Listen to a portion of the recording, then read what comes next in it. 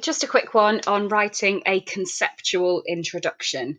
The exam board are looking for conceptualized introductions to indicate that a student belongs in the top band of the mark scheme. The top band of the mark scheme says that your essays, this is for all of your literature texts, not just Macbeth, that the top band essays are conceptualized.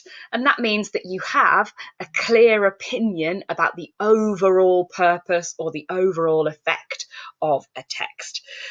So quickly having a look at our question here. Starting with this extract, explain how far you think Shakespeare presents Macbeth as a hero. And we've got the extract here from the end of the play where Macbeth is told that the English soldiers are approaching with Macbeth.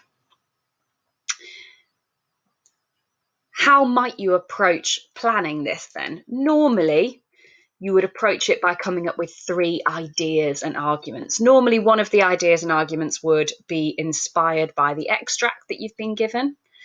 1 or 2 of your ideas might be inspired by the rest of the play, but a conceptualized student would have an idea about the overall purpose that the writer was trying to achieve, or the overall issue that the writer was trying to explore through this text. And you should be thinking about that the whole time that you're studying Macbeth. You should be thinking about the concept of leadership or the concept of human nature. While you're reading Jekyll and Hyde, you should be thinking about the concept of the duality of man or the unreliability of our moral fibre. Let's have a look at this here. Once you've got your 3 arguments as part of your plan, you need to try and encapsulate those 3 in a sophisticated but clear and concise introduction. So your introduction should only be a few lines long. And this is your opportunity to outline your arguments and to establish with the examiner that you're a higher level student. Here's an example for our question. During the Jacobean era, this student immediately uses the social and historical context, which is a good way to start an introduction.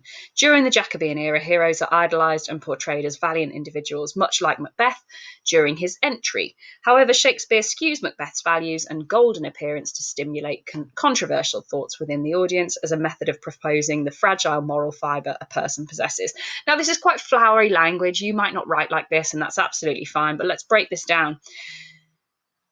The first idea that the student has had in their plan is that heroes are valiant, and this is what Macbeth is like during his entry. So that means the beginning of the play, presumably. So the first paragraph, or the first couple of paragraphs, are going to examine Macbeth as a hero, as a valiant hero, at the beginning of the play. Then we move on to, however, Shakespeare skews Macbeth's values and golden appearance to stimulate controversial thoughts. So the second part of the essay for the student is going to focus on the downfall of this golden appearance. Macbeth is described by Malcolm as the brightest of angels, and he falls. His golden appearance is tarnished, and this student clearly in their second paragraph is going to explore the way that Macbeth falls from grace. And thirdly, and this is where it really gets conceptual and really hits the highest level, thirdly, the student has thought about Shakespeare's overall purpose, the overall question that Shakespeare is posing through this play. And there's no right or wrong answer to this, and there's myriad things that Shakespeare might have been exploring, but the student has picked up on this one: the fragile moral fibre of people. We are all fragile. No matter how heroic we are all fragile, and our morality isn't as strong as we think it is, no matter how heroic we might appear.